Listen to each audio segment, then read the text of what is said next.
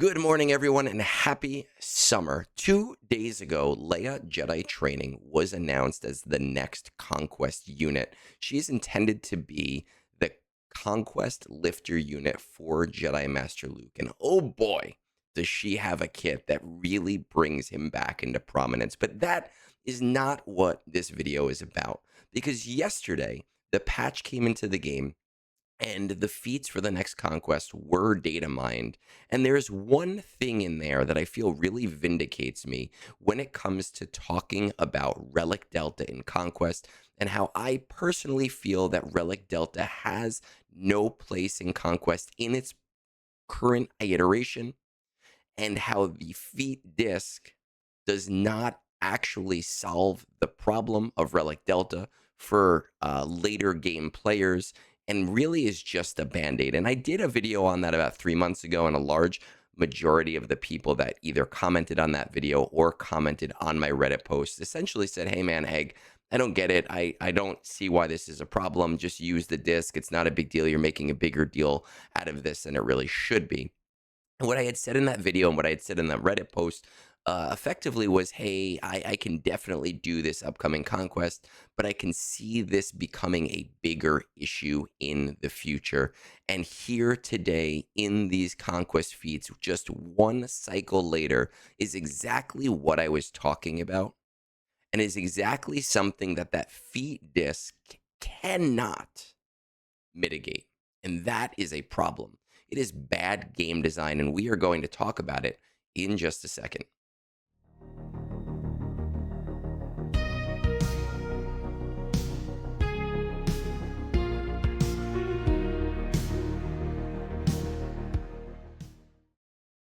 All right, so let's throw the feats up on the screen. Here are the feats for the upcoming conquest, obviously subject to change. Typically, they do not change at all unless there legitimately was a bug with them. But in Sector 4, we have gain Rebel Network 15 times. And at its core, if you're a player who's in the mid game, you might be like, well, I don't get it. Who cares? Like, fine, Rebel Network, just get it like you would any other buff, throw on the feat disc, no big deal. And what are you complaining about? So, Rebel Network is a buff that only one character in the entire game can provide. And she does provide it as an AoE to all Rebel fighter allies. But let's look into how Kleya gets that buff. We're going to start with her special. This is Do or Die. If the target is Luthen Rail and he has 25% health or less, defeat him, and he can't be revived. Revive all other Rebel fighter allies with 100% health. Inflict ability block on all enemies for 2 turns, which can't be dispelled, evaded, or resisted. All Rebel fighter allies gain Rebel Network until the end of encounter, which can't be copied, dispelled, or prevented. Effectively, what this means is that you need to have a character die on your team who cannot be revived in order to use this buff, in order to get this buff on your characters. This becomes the first feat in the game, in the entire history of Conquest, where you literally cannot naturally progress it as a 3 data disc battle. You actively have to do worse in the battle in order to earn this feat. There has never been a time in Conquest where I could go into a battle and say, you know what? I have to play worse in order to get anything. Now, you could argue something like, well, if I want to get evade 100 times, I have to play worse in order to get a lot of them in one battle. No. You still naturally progress that no matter what, even if it is slow. In this specific instance, you literally and actively have to get a character to die. But there is a problem here, because if you look at Luthen Rail's kit, Luthen Rail summons a commander at the beginning of battle, and he literally cannot be targeted until that commander is dead. So we're essentially saying, hey guys, you have to put in this team of Rebel fighters, and in order to get this buff, which you can only get one time for 4 completions maximum in a battle, you have to sit there and let at least 2 characters die on your team, Commando and then Luthen, through the sacrifice, in order to have that done. And your feat disc is not really going to help you there because you can only do it that one time throughout the battle. And some of you are thinking, you know what? I've got a 4-star Cassian. This is not a big deal. This is not a problem for me. Uh, this is going to be super easy. But the reality is, if you are somebody who did spend money towards Cassian, if you are somebody, a whale, if you are someone in the hyper endgame, if you are somebody in Caw or Maw, if you are even an earlier game whale who saw the era battles and said, hey, you know what? It makes sense for me to take Cassian to Relic 10. It makes sense for me to make the rest of the team at a minimum Relic 9.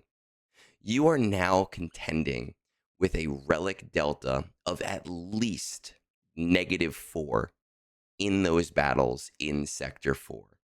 You are going to, especially for myself, somebody who does like defensive data discs, you are now going to need to strip your data discs off.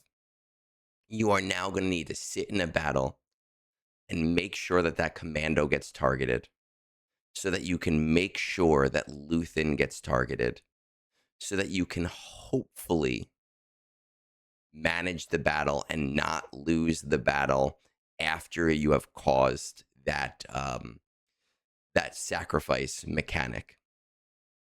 It seems like a small problem, but this is a legitimate problem. And as I pointed out in the last video on that feat disc helps players to manage Relic Delta, but it doesn't actually solve the problem because of situations like this. Players should never be um, reprimanded for bringing a character higher up in relics. You should always feel rewarded for bringing a character up in relics. And that is not what is happening here. Because now I have to go into these battles on auto basic, and my characters are already hitting for a hell of a lot more damage than they should be hitting with, at a minimum, a relic delta of -4.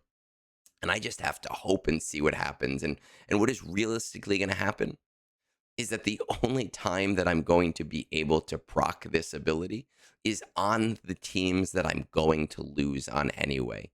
But why do I want to bring in characters on a team that I'm already going to lose on anyway? Because it doesn't make sense to throw a bad team against a good node. It's effectively a waste of my conquest energy, and that is a problem. And some of you might say, hey, Egg, it's 1 feat, you can skip it. And you're right, I can skip it. It is 10 burritos. I can do everything else, right? Everything else on this screen is something that I can do.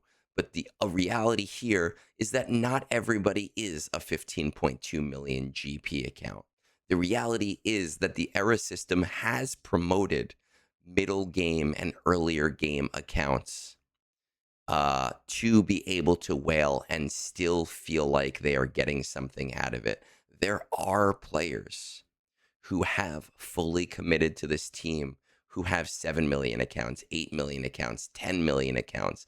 And now when they are stuck on other feats, the one feat that they should be able to finish is the one feat that is going to be a pain in the ass for them to be able to naturally finish.